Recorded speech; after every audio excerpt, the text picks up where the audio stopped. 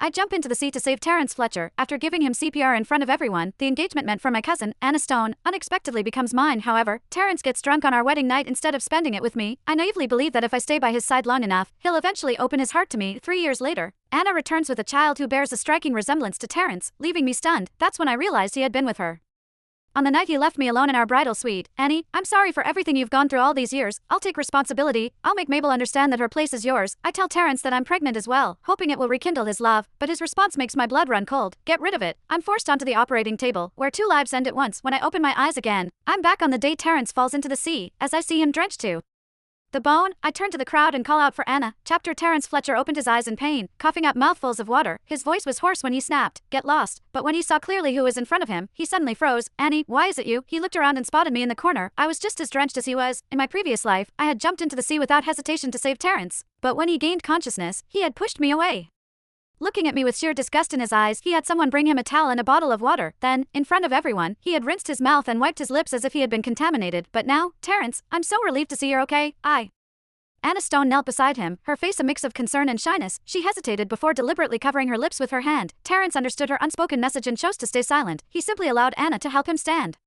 Without sparing me a glance, he left with her. I knew Terrence had been drugged, which had caused him to lose his balance and fall into the sea. In my previous life, he had quickly found out who was behind it. Therefore, there was no need for me to step in and remind him. The seawater had been freezing, and that night, I came down with a fever. There was a knock on my door. My mind was hazy. But the moment I opened the door and saw Terrence, I snapped wide awake. "What are you doing here?"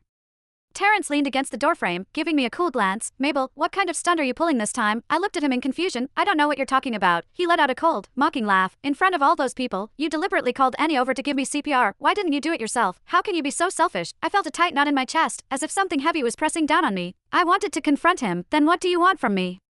Rescuing you was a mistake, and reaching out to your beloved was even worse. Perhaps I should have let you drown in the sea." Those were the words I wanted to say, but instead, I said, "Think whatever you want. If there's nothing more, I'd like to rest now. I'm not feeling well." My voice was steady yet low as I sniffed slightly. Terrence probably thought I was just putting on a show to gain his sympathy. His lips curled into a faint, mocking smile. "Playing the victim now, Mabel, you never stop.